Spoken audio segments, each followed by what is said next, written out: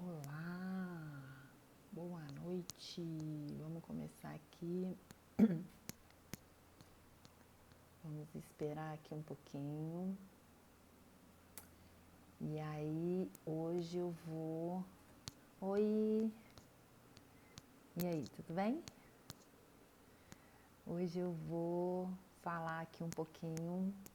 Eu não sei como boto o tema na tela. Não sei como faz isso. Tem que aprender. Tá me ouvindo bem, Jéssica? Dá um joinha aí.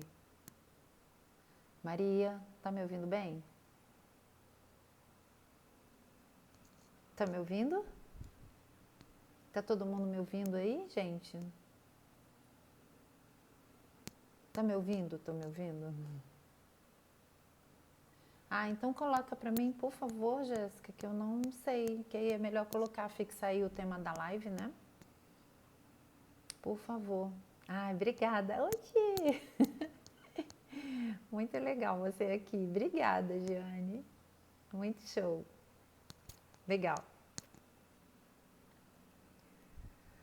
Ai, hoje eu tô aqui, Giane, você vai me entender o que eu vou falar? A minha rígida. Tem que chamar minha rígida, porque até uns 3 minutos atrás eu estava bem oral. Bem oral mesmo. Ai, que legal. Que bom, Jeane. Legal. Muito show. Que bom.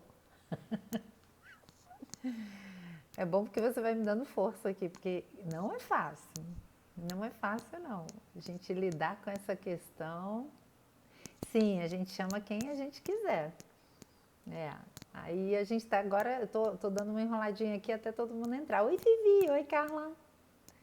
É isso, Giane, sempre fica aqui. E aí vai ficar gravado. Eu desço pro meu feed e fica lá.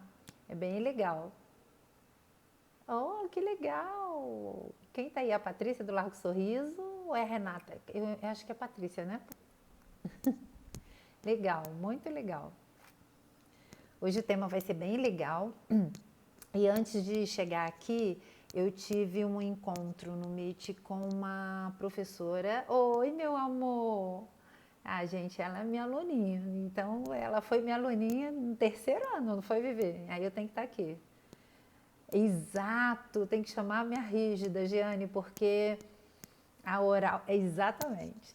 Inclusive, eu estava falando um pouco antes de entrar, Giane, sobre isso, a minha oral, né?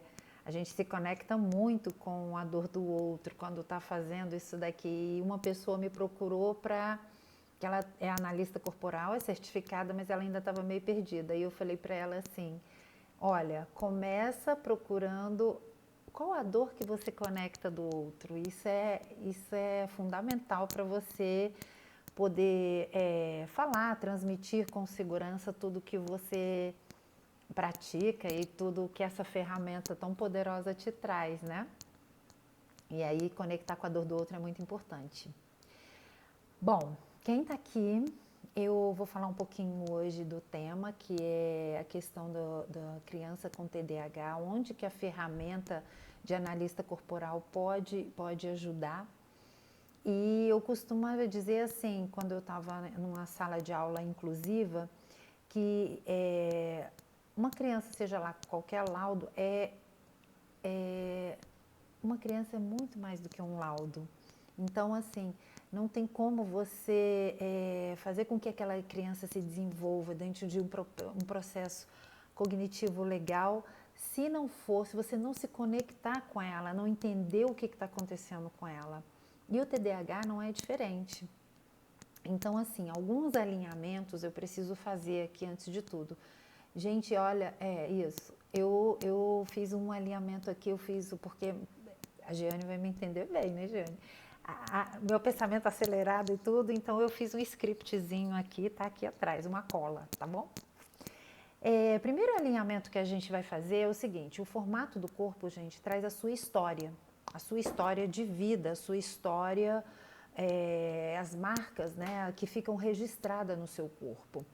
E através da análise corporal, a gente identifica qual o percentual de cada traço que está ali. E assim você consegue entender qual é o funcionamento da predominância do seu traço. Como você funciona com aquele traço de maior predominância? Isso é muito importante. O outro alinhamento é a gente falar aqui que os nomes, dos traços, eles foram respeitados de acordo com a nomenclatura da base científica.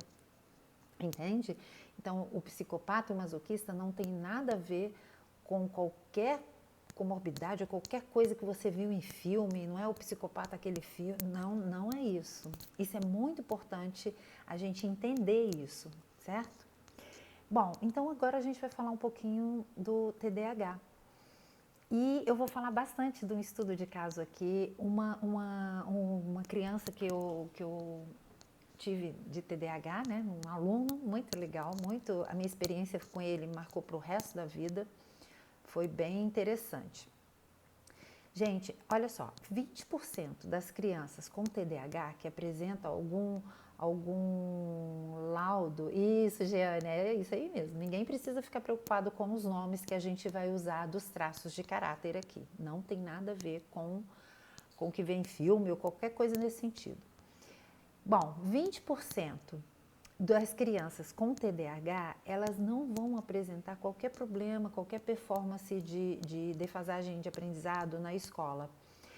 Bom, por que isso? Porque esses 20% têm as características dele, ou porque gostam de estudar, que faz parte dele, ou porque naturalmente ele vive em um ambiente onde ele é estimulado constantemente a esse estudo, então é 20%. Mas 80% das crianças que diagnosticadas com TDAH vão ter problema nessa evolução escolar.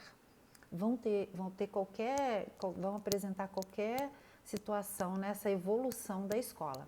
O rendimento pode ser baixo ou pode oscilar também. Às vezes ele está super bem e às vezes não. Então, obviamente que essas crianças vão precisar de um suporte melhor, de um maior suporte. Então, quando eu estava dentro da sala de aula, eu ficava tentando colocar assim, gente, o que eu posso fazer com essa criança TDAH? Como que eu posso ajudá-la? Esse suporte vai muito mais além do que simplesmente você dar o conteúdo, ele entender. Eu sempre dei aula em classes inclusivas, e aqui vocês vão entender bastante da onde que vem essa minha experiência. Eu estou baixando aqui o meu script, gente. E esse suporte que a gente vai dar para essa criança vai variar de caso para caso, óbvio. Que por mais que ele tenha esse laudo de TDAH, cada criança é uma criança, é um modo de funcionar. É como eu disse no começo, é muito mais do que um laudo, uma criança dessa, né? E aí, assim, eu vou começar a falar da experiência que eu tive. Um aluno de 10, 11 anos, ele era repetente. Aqui em Brasília está muito seco. Um aluno repetente, ele era aquele TDAH clássico, entende? E quando eu entrei na escola, já foram me falando assim, poxa, você pegou a turma que tá o fulaninho, puxa vida. Geralmente, essas crianças, elas já vêm com um rótulo. Como ele era repetente no terceiro ano, o rótulo dele já vinha rotulado ali de primeiro, segundo, terceiro ano. Que é o que eu digo sempre, a gente tem que ter muito cuidado com o que a gente fala para as nossas crianças. Então, você rotular uma criança, ela é muito tímida, ou você rotular, tem TDAH, é agressivo, não sei o quê. Muito cuidado com isso, certo? Então, assim, o que eu fiz? A primeira coisa, eu chamei a mãe, já entendi qual era a medicação que ele tomava, a mãezinha dava a Ritalina para ele de manhã, e a gente sabe que a Ritalina só tem o prazo de validade dela é de 4 horas. Eu falei, mãezinha, vamos fazer uns ajustes aqui. Você vai dar a Ritalina para ele, vai trazer ele à porta de sala de aula e 15 minutos antes você vai dar a Ritalina para ele. Isso aí, Jeane, é isso mesmo. A criança acredita no diagnóstico que você fala.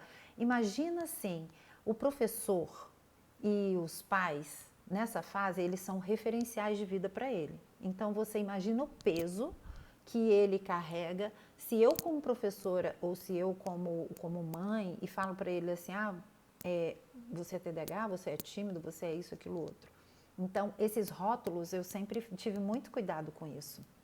E aí, o que aconteceu? Eu fiz esses ajustes com a mãe dele, alguns ajustes. Procurei saber como é que é a dinâmica da família em casa, porque isso influencia demais uma criança, certo? E assim foi. E o que eu fiz? Comecei a desenvolver atividades para ele, primeiro, de curta duração. Não adianta você achar que o TDAH ali, que aquela criança vai ficar ali fazendo, vamos dizer assim, 20 minutos. O que uma criança leva 20 minutos para fazer, ele pode levar ali, a atenção dele, gente, ele dispersa com muita facilidade. Então, de cara, eu já fiz alguns acordos com ele. E aí, eu vou falar uma coisa aqui que é muito importante. É muito importante você falar com a criança, explicar o que você está fazendo, qual é a atividade, qual é o objetivo que eu quero que ele atinja com aquela atividade. E detalhe, gente, eu sempre falo com criança, eu abaixo e falo na mesma altura da dela, para que ela nunca entenda que eu estou impondo aquilo para ela. Quando você vem de baixo para cima para uma criança, ela olha para cima para ter que entender aquilo, é difícil. Então, eu abaixo, eu sempre falo de igual para igual e explico qual é o objetivo que eu quero que ele atinja com aquela atividade. É fundamental você falar com uma criança assim. Então, se você explica para ele, olha, aqui a gente tem que preservar o nome da criança. E eu gostava tanto dele que eu quase falei o nome dele aqui de novo. Sim, o olho. E também, além do olho no olho, além de você baixar para você falar com a criança, você explicar para ela, olha, eu quero que você faça assim, por quê? Porque eu quero que você, se você fizer assim, você vai aprender isso. É você falar o objetivo que você quer com aquela atividade, certo? Isso foi muito importante. E aí, quando você já faz esse tipo de acordo, você já está trazendo um dos traços dessa criança para o recurso, que é o do psicopata. O traço de caráter do psicopata, e assim, gente, aqui a gente não vai falar em percentuais, não importa. Quando você conhece ela e você faz esse acordo com ela, você já abre para que você já deixa aquele ambiente favorável para que ela exercite o seu recurso, para que ela atue no seu recurso. Então, a partir do momento que eu fiz um acordo com ela, olha, você precisa aprender isso aqui por isso, por isso, por isso, por isso, ela está entendendo, eu estou fazendo acordo, sem gerar nenhum boleto emocional. O que é boleto emocional, gente? Olha só, você faz essa atividade que aí e você fazendo ou não vai ser castigado, ou qualquer coisa desse tipo, você entende? Essa troca, a troca tem que ser uma troca... Sim, vamos lá ver a solicitação. Deixa eu só botar aqui. Você quer entrar ao vivo, Leila? Você quer fazer alguma coisa? A gente consegue. Então, e aí eu já trouxe o psicopata dele para o recurso. Bom, a predominância dos traços dele, ele era oral com rígido. Então, assim, o que eu fiz? Gente, deixa eu falar uma coisa para você. Eu tenho 36% de rigidez, eu sou rígida. E eu sou rígida no talo mesmo. Eu sou elétrica por natureza. O rígido, ele tem a energia do rígido em todo o corpo dele. E aí o que acontece? E eu vou falar mais, é o traço que mais tem energia. Então, junta isso a um laudo de TDAH. Você entende isso? E aí, o que eu fiz com ele? Eu tenho energia no corpo, eu estou seguindo meu script, gente. O rígido também tem um pensamento acelerado. Gente, por diversas vezes ao longo da minha vida, eu tenho certeza que se fosse naquela época, eu seria diagnosticada com TDAH. Por quê? Meu pensamento é acelerado. E eu estou percebendo aqui, tem uma pessoa aqui na live que estudou comigo. Então vai me entender bem, que me conhece bastante aqui. E aí o que acontece? Meu pensamento é acelerado. Mas isso é da minha rigidez, é do caráter, é o traço de caráter rígido. Entende? Então quando você se conhece, quando você conhece que seu filho age assim, você consegue entender várias, como lidar com isso com ele. Você entende? E eu lembro muito que eu estudava em colégio de freira, né, naquela época, e o ano passado, a minha mãe chegou para mim e falou assim, minha filha, eu lembro muito bem quando a freira falou para mim que quando você crescesse você ia me dar muito trabalho. Olha só, você consegue entender? Por quê? Meu pensamento era acelerado, mas isso é da minha rigidez. Hoje eu me conheço, então eu consigo entender assim, opa, tô com pensamento acelerado, como é que eu vou fazer aqui? Eu crio mecanismos para que eu funcione no meu recurso. Não entenda aquele meu funcionamento como um defeito, como uma falha ou como Você entende? Isso é muito importante. Então eu trouxe tudo isso para dentro da sala de aula. E aí o que aconteceu? Ele era oral com rígido, oral sente muito. E aí, além das atividades curtas que eu falei, ele tinha uma característica, ele era agressivo. E aí, obrigada. Obrigada, Carlos André. E aí, o que acontecia? Ele era agressivo. Mas por que ele é agressivo? A criança TDAH, ela tem uma tendência a, vamos colocar um rótulo aqui, eu gostaria que vocês me entendessem muito, a mentir. Na verdade, ele não mente porque ele é mentiroso, é porque ele não consegue lidar com aquela situação. E aí ele inventa, sabe na impulsividade? Ele inventa uma coisa, ele fala uma coisa, e isso é muito ruim. É muito ruim, porque uma criança TDAH, ela não é mentirosa. Mas é como se fosse um mecanismo de defesa que ela faz, porque ela fala assim, para sair dessa situação aqui, não sei o que fazer. Você entende? É impulsividade. Então, a gente precisa ter muito olhar para isso. E, automaticamente, eu vi que ele era assim. A história da agressividade, por que ele era agressivo? Porque o terceiro traço dele é do masoquismo. E o masoquista, ele tem várias maneiras de explodir. Ele carrega um peso nele muito grande. E tudo que fazem com ele faz, vamos dizer assim, ele humilha para não ser humilhado. Porque a dor do masoquista é a humilhação. Então aquela criança se torna agressiva porque ele explode, ele não aguenta aquilo, ele não sabe lidar. Você imagina que ele é TDAH. Pior ainda, que ele não entende o que está acontecendo com ele. E quem está fora não entende mais ainda. Então é mais fácil dizer que ele é agressivo, ele não é agressivo. E aí eu vou mostrar para você. Um belo dia eu fui chamada, eu estava na sala dos professores, eu fui chamada para conter essa criança porque ele estava agredindo, ele estava com 4 pedras da mão enormes e ele estava querendo atirar num outro menino.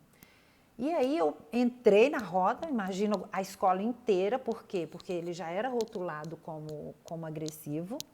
E eu entrei na roda e falei, quase que eu falo o nome dele de novo. Eu falei assim, meu amor, vem cá, Katia, vem cá, senta aqui comigo. E quando eu falei com ele, eu falo com assertividade, não é enfrentando, não é brigando, não é gritando, é com assertividade, para ele entender e ele sentir segurança. Quando a gente fala com a criança, gente, com assertividade, não precisa gritar, brigar, nem falar grosso, nada disso, mas você ter segurança do que você está falando, isso é muito importante para ele, entende isso? E aí eu falei assim, senta aqui agora que eu preciso falar com você.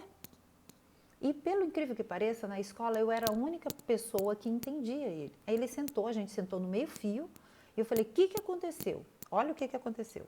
Ele estava lá no recreio, e uma outra criança assoprou no ouvido dele e falou assim, você toma Ritalina, tu vai tomar seu remedinho hoje? Olha só. E aí, o que aconteceu? Ele explodiu e foi atrás do menino. Só que quando o Bedel lá da escola pegou os dois, o menino falou assim, eu não fiz nada com ele me agrediu. E aí, por quê? Aí ele é tido como agressivo. E aí ele não sabia explicar que ele não tinha feito isso aqui. Então, aquela confusão. Eu falei assim, senta aqui. E quando ele me contou isso, eu falei assim, olha só, eu acredito em você. A gente vai dar um jeito aqui, eu quero encontrar uma saída onde a gente vai desmanchar essa história. Agredir não dá. Não dá para você pegar uma pedra desse tamanho e atirar no menino. Não é por aí. Vamos canalizar essa raiva de uma outra forma? Vamos lá. Então, o que a gente vai fazer? A gente foi atrás, conversamos, eu conversei com o Bedel, eu falei assim, você vai precisar escutar o que ele tem para dizer. E aí, depois que você escutar, a gente vai decidir como é que vai ser essa história. Agora, não dá para você castigar, porque ele já estava até castigando o meu aluno, sem escutar ele. Mas por quê, gente? Porque ele já vinha com esse rótulo de anos, que ele é agressivo, que ele é TDAH, que ele é isso, aquilo, outro. Você entende a importância de você conhecer os traços, além dos traços, saber lidar com aquela situação? E aí, o que aconteceu? A gente, enfim, contornamos toda essa situação e ele foi, ele falou assim, tudo bem, eu não vou, o Bedel, né, falou assim, tá certo. Eu falei, pois é, a partir de hoje eu quero que antes de qualquer coisa você escute o que ele tem para dizer. Não é assim, contornamos a situação e acabou ficando tudo bem. E aí eu criei um ambiente, vamos dizer assim, favorável para aquela criança TDAH ficasse ali. E aí lembra que da história que eu falei da Ritalina, que só dura 4 horas e tal. Então, assim, quando a aula começava 1 hora, 1, 2, 3, até antes do recreio, eu tinha uma produção incrível com ele. Outra coisa, você sabe como é que eu fazia? Ele não sentava na carteira. Eu falava para ele assim, me fala o que você quer fazer, onde que você quer fazer a atividade. Ele falava assim, tia, eu gosto de fazer ali deitado no chão. E aí ele fazia a atividade lá deitado no chão, tá tudo bem, tá tudo bem. Entende? Depois de eu explicar o que ele tinha que fazer, o que eu queria com aquela atividade com ele, ele fazia lá atrás a atividade. E detalhe, gente, tudo isso eu trabalhava, é uma turma inclusiva, eu trabalhava com a turma inteira.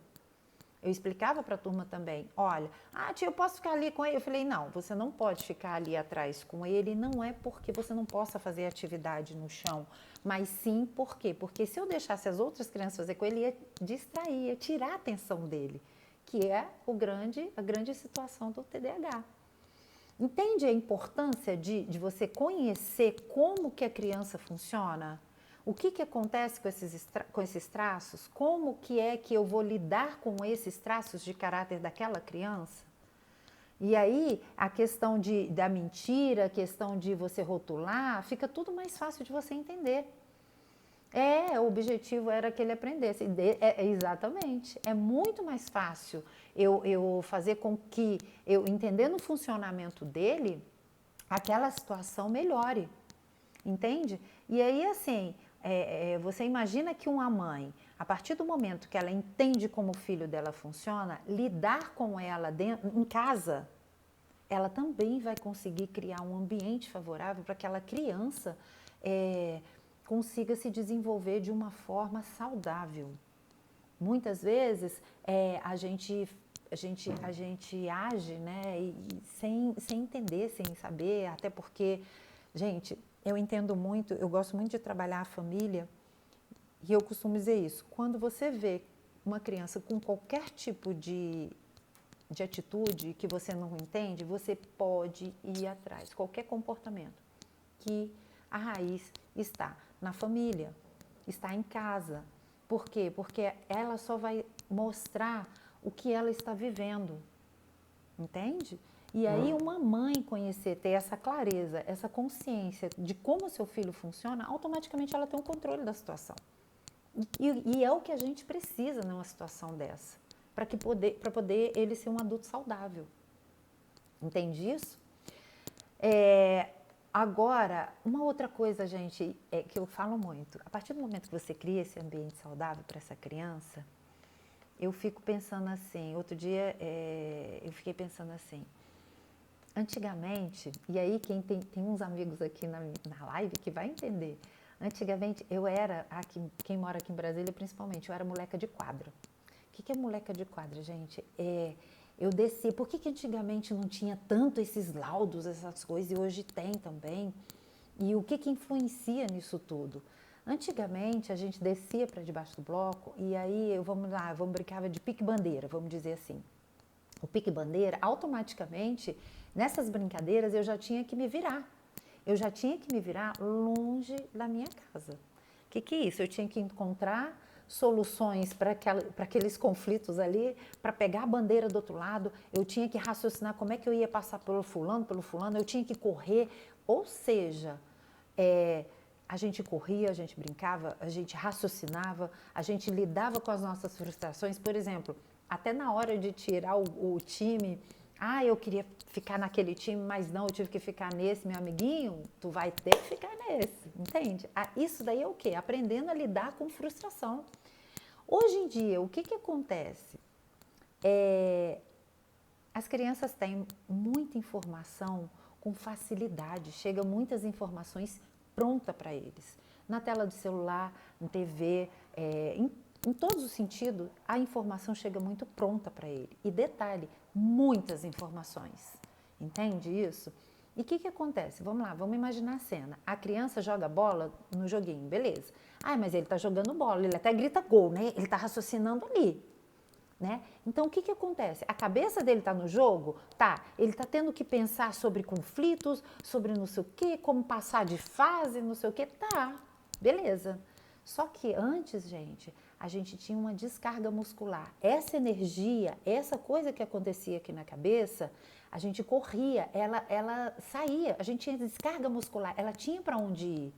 Hoje em dia, as crianças, elas não brincam de correr, elas não brincam de nada disso. E aí o que acontece? Essa energia desse pensamento de pensar tudo isso, ela fica aqui. Não há uma descarga. Aí você imagina, ele fica sobrecarregado. Você imagina uma criança que é TDAH, que já tem o pensamento acelerado por natureza, isso é dela. Como que fica isso?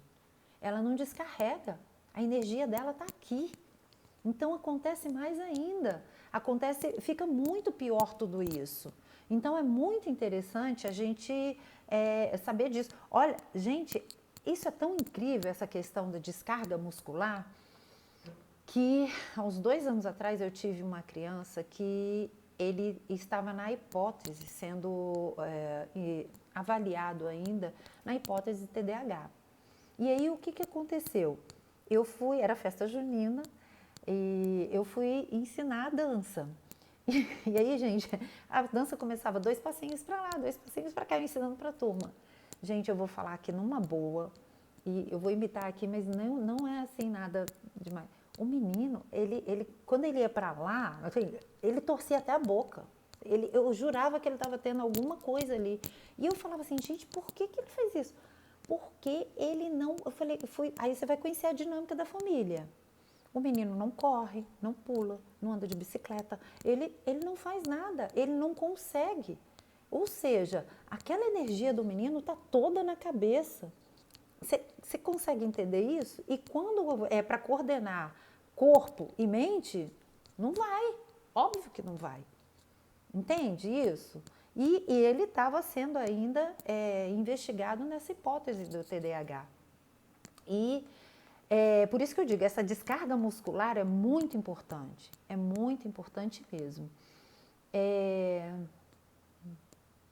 Exatamente. A minha filha, ao correr, tropeça nas pernas. Por quê? Porque é essa coordenação. A gente, imagina, quem que da minha época, né? Vai entender o que eu estou falando. Cara, a gente tinha que ter um raciocínio muito fera para eu pegar aquela bicicleta e descer uma ladeira. Poxa, hoje, uma criança de hoje, ela não desce uma ladeira numa bicicleta nem a pau. E se ela descer, é capaz de quebrar a cara não sei aonde. Então, isso tudo contribui para que a gente não tenha essa descarga muscular que é preciso. E numa criança TDAH é maior ainda, porque está tudo aqui.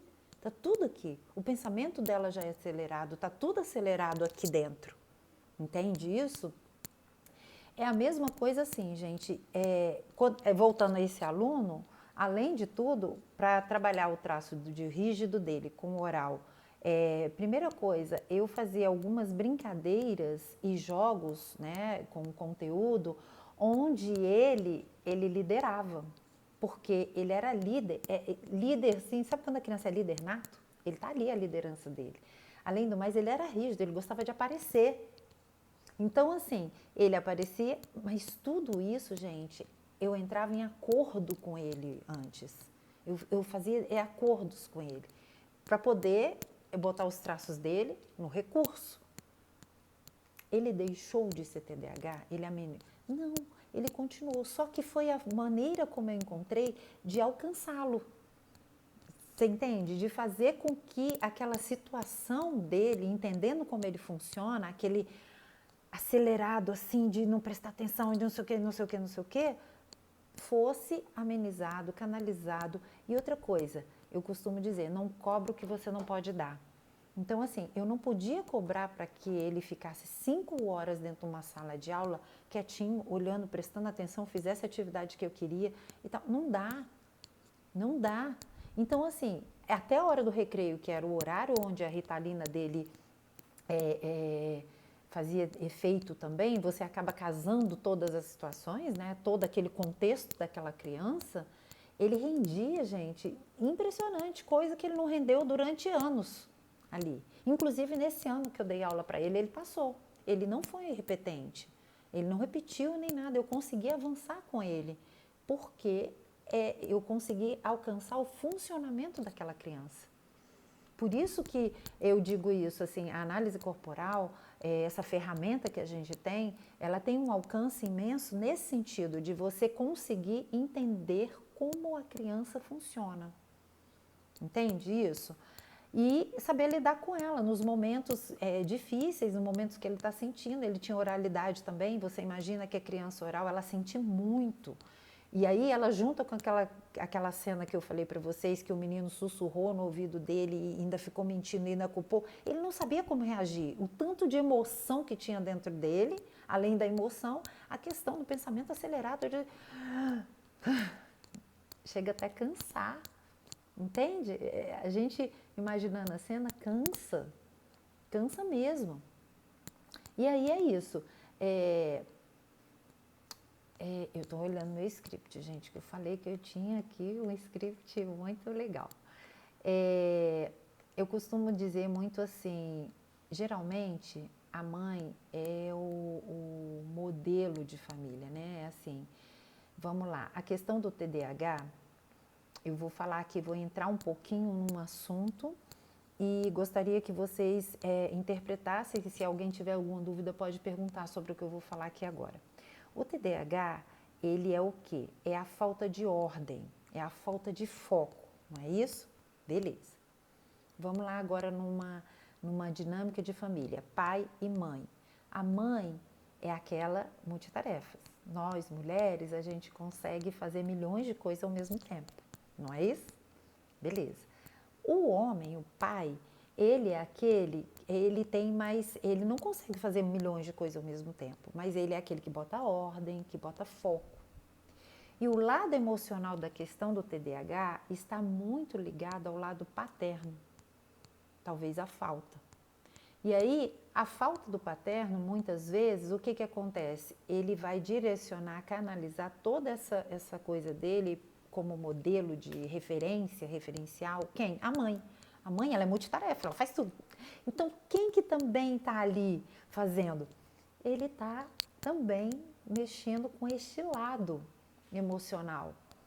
Então, você imagina que se você entende que em determinadas situações a presença do pai é necessária, você imagina que, por que ela é necessária? A questão da ordem e do foco. Aí você imagina esse casal que consegue entender como aquela criança funciona e colocar determinadas situações onde o pai faça muito mais a presença, onde o pai faça ali a questão da ordem, do foco, o tanto que isso vai ajudar essa criança. Muitas vezes, gente, a gente entender qual é o papel do pai e da mãe na família, nessa dinâmica familiar, vai amenizar muita coisa, muitas situações. Nessa situação do TDAH, por exemplo, o paterno, o pai, representa isso, representa essa ordem, esse foco. Então, se a criança já vem com o diagnóstico já apresenta essa situação de TDAH e houve uma falta ali do pai, né? E eu não estou dizendo não só a falta do pai da presença física, assim, mas às vezes o pai estava ali, mas não entendeu qual é o papel dele, de colocar a ordem e o foco. E é aquilo que eu falo para você falar de uma maneira assertiva com uma criança vai dar segurança para ela entender o que você está falando, para ela lidar com as situações. Então, o paterno, o pai, o foco, a ordem. O materno é a proteção. Essa é a proteção. Então, cada um no seu papel, é o cuidado. Então, com uma criança TDAH, tem que haver essa estrutura familiar também ali bem definida. Associando a isso, você conhecer o funcionamento do seu filho, os traços de caráter dele, como ele funciona e com um detalhe, como eu como mãe funciono, porque, gente, assim, eu sei que é difícil chegar aqui para você e falar assim, olha, vamos entender como funciona e tal, mas e aí, e o dia a dia, como é que é? A gente está cansada às vezes. E aí a gente se sente assim, impotente. É muita coisa em cima da gente. E aí, esses dias eu fiz um post falando isso. Quando a criança está dando birra, está dando gritos, ela está dando sinais que ela precisa de alguma coisa. E aí você pega e grita com aquela criança. Qual é o nível de estresse que você também está como mãe? Entende? Percebe o jeito de você funcionar? Essa semana eu tive vou falar agora um pouquinho de mim, que foi uma reação bem engraçada. Eu simplesmente estava sentindo uma saudade da minha mãe e tal, e aqui em casa todo mundo sabe o jeito que eu funciono. Se fosse antes e eu começasse a chorar, todo mundo, o que você tem? Que não sei o quê? Aquela coisa, isso me irritava mais ainda, eu ficava mais irritada, tô cansada, tô não sei o quê e tal, não sei o quê. Hoje não. Eu sentei, chorei muito, passei 2 dias chorando muito. E a única coisa que eu precisava que eu falei para o meu marido e tanto para os meus filhos, eu falei assim, eu só preciso ser acolhida agora. Eu preciso botar isso para fora. Era a minha oral sentindo, ela sentindo muito. Então aqui eu tenho um ambiente favorável para que os meus traços, inclusive, eu sinta minhas dores. Então, todo mundo me entende. Ninguém fica me perguntando, por que você está chorando? O que está acontecendo? Que isso me irritava. Além do mais, eu não deixava meu oral existir. Então, hoje eu deixo, eu entendo que aquela saudade, aquela vontade de chorar precisa sair. Isso é criar um ambiente favorável. Agora, você imagina se você consegue criar um ambiente favorável para o seu filho o tempo inteiro. Então, você vai ficar menos cansada. Você vai assumir o seu papel real de mãe, que é de proteção e de cuidado. O seu marido, tem que ter aquela figura paterna ali, onde ela vai assumir o papel dela também. Qual é o papel do pai? Você entender o seu papel, os seus limites e o limite do pai. Entende isso? É isso aí, é para os traços existirem da criança, né? E assim, eu tenho o meu neto ele é rígido, e assim, um oralzinho com rígido. Eu já até falei aí sobre uma situação que eu tive com ele, e assim, a gente chega lá na casa dele, e aí ele quer trazer o brinquedo, ele quer mostrar, ele quer o desenho dele. O que é isso, gente? É o rígido querendo aparecer. É isso. E aí eu vou falar assim, para ele, tá, vamos lá, vamos ver. Nossa, que lindo! Eu vou falar bem assim, porque o oral dele vai achar o máximo, entendeu? É isso mesmo. E a gente não castrar, é isso aí, Mariana, a gente não castrar. O filho quer chorar, gente, não tem problema chorar. A gente passa por situações onde eu escuto direto, olha, você é um rapaz, você é um homem, você não precisa chorar. Por que não precisa chorar? Qual é o problema de chorar? Entende? A mesma coisa daquela situação do parquinho. Levei um arranhãozinho e lá vem o oralzinho com a boca desse tamanho. Aí você olha um arranhãozinho e você fala assim, para de besteira, não foi nada, nem machucou. Cara, para ele é um oral, ele sentiu assim, é grande, gente. Acredite que é muito grande o que o oral sente. Agora, você imagina essa questão do TDAH.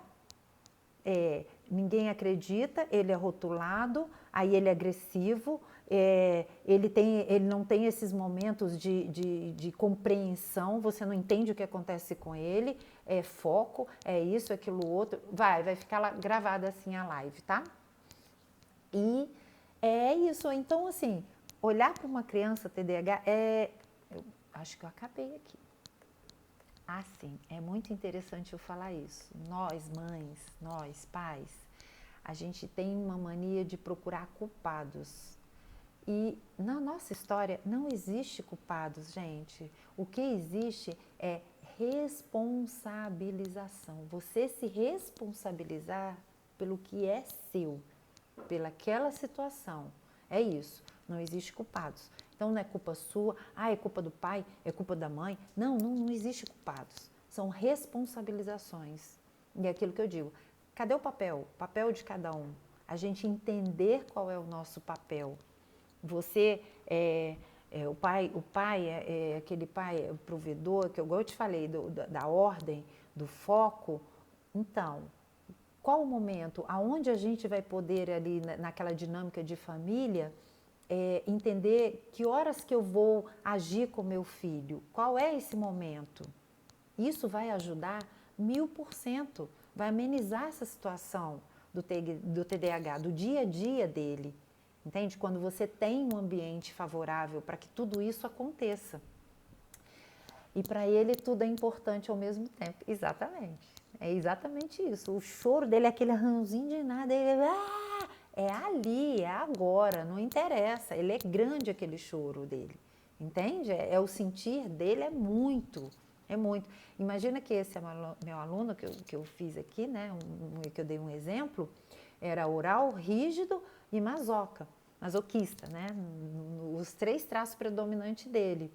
Mas eu trabalhei o psicopata, trabalhei também o esquizoide, porque é uma criança altamente criativa e você cria no ambiente escolar, você colocando todos os traços daquela criança no recurso, dando condições para que ele desenvolva dentro daquela, vamos colocar assim, limitação dela. Todos nós temos as limitações. Hoje, antes da live, de entrar aqui dessa live, eu entrei e uma professora me chamou e falou isso. Eu falei assim, olha, ela me chamando para fazer um projeto. Eu falei assim, deixa eu falar uma coisa para você, eu sou rígida, oral, meu masoquista é 8%, é lá embaixo. Então, para colocar um projeto, eu tenho ideias, eu sou executora, eu sinto, eu me conecto com a dor, beleza, mas não me peça para colocar no papel. O passo a passo, para mim, eu tenho uma dificuldade imensa. E eu tenho que entender, me conhecendo, que isso é uma limitação minha. Então, tá, como é que eu resolvo isso? Vamos procurar alguém com traço de masoquista alto e que entenda de educação, que entenda o que eu estou falando para que ela coloque esse meu projeto no papel.